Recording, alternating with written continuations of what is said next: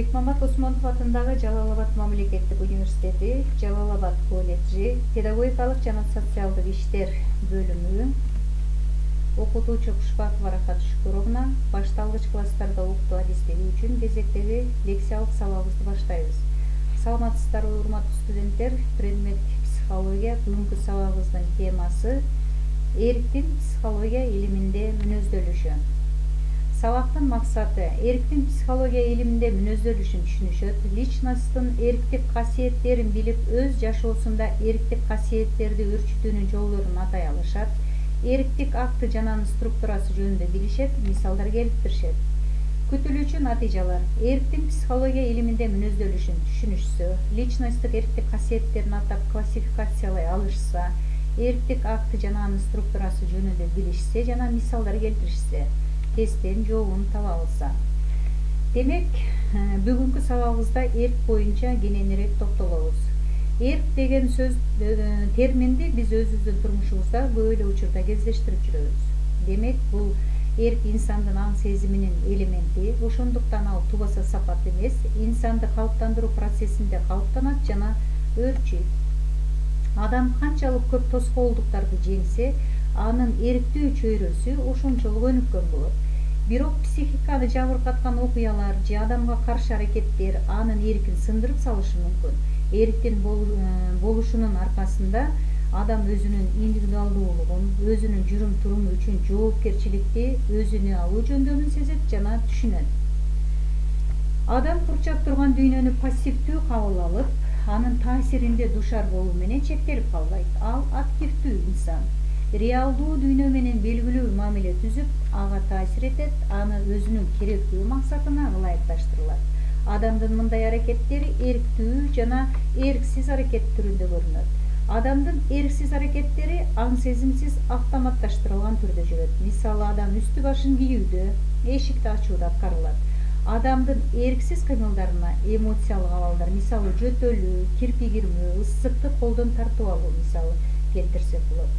Бул автоматтык кыймыл-аракеттер личносттун мындан ары калыптандырууга алдына койгон максатына ишке ашырууга өбөлгө төзөт.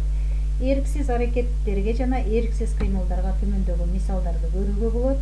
Адам үстү башын кийүү, эшикти ачуу жана кирпи кирмөө, ысыкты колдон алуу мисалдарды көрүүгө болот. Ал эми айрым жүрүш-туруш, иш-аракет, психикалык процесстер адамдын атайын чымыркануусу, нервдик аракет жумшоону талап кылат. Анын керектүүсүн канааттандырууга мүмкүндүк берет.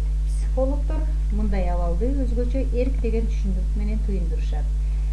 Биз дагы сабагыбыз түшүнүктүү болуш үчүн төмөндөгү мисалдарга кененирээк токтолуп өтсөк болот. Мисалы, адамдын турмушунда конкреттүү ишти аткарууда өзгөчө жөндөмдүүлүктү талап кыла турган учурлар болушу мүмкүн.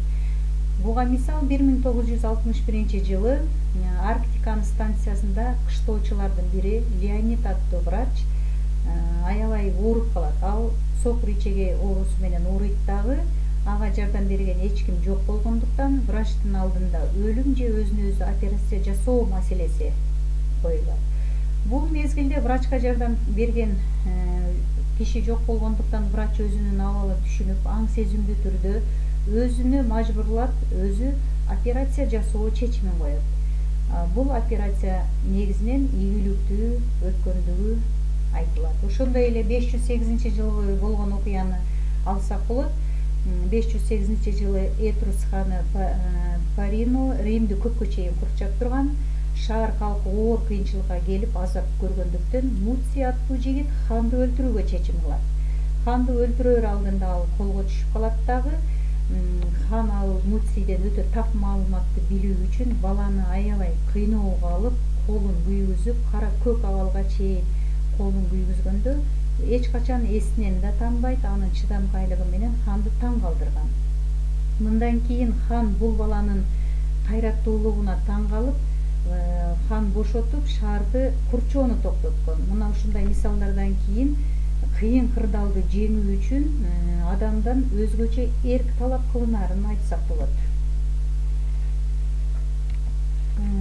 Эрк адамдын активдүүлүгүнүн формасы. Мындайча айтканда, керек болгон учурда өзүнө өзү бийлик жасоо, өзүнүн эрксиз импульстарына көзөмөл кылуу, тоскоолдуктарды жеңүү дегендик.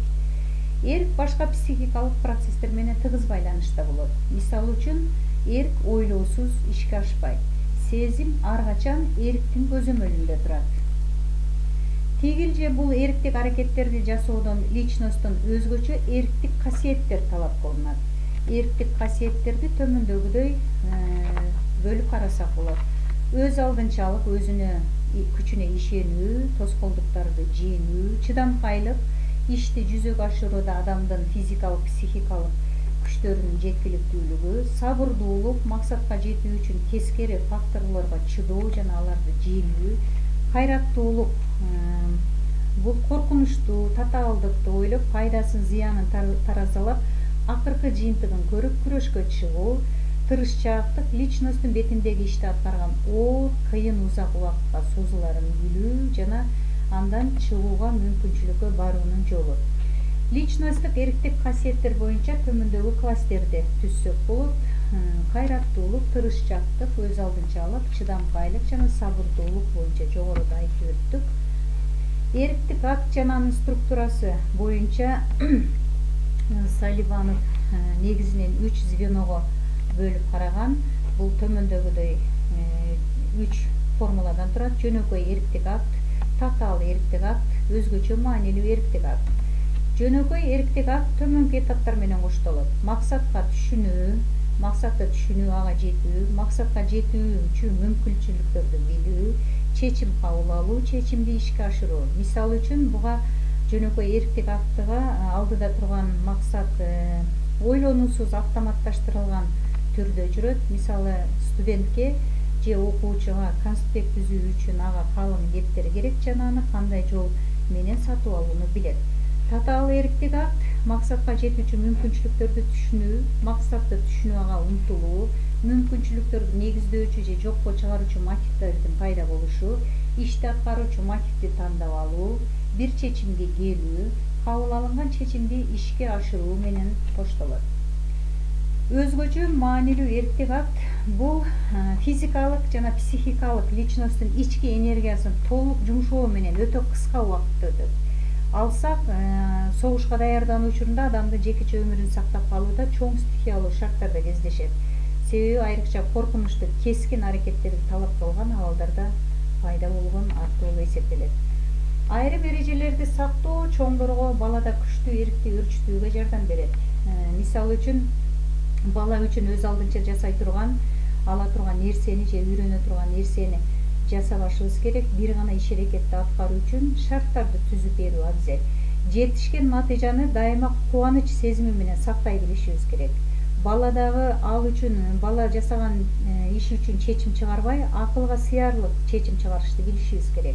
Баладан талап кылган нерсени өзүбүздөн талап кылууну үйрөнүшүбүз керек. Берилген талаптар негиздүү жана ишке ашырылышы керек жана көп болбошу керек. Бардыгын жасоого кызыгууну талап кылышыбыз керек. Айрымдары автоматтык түрдө жасалганы оң.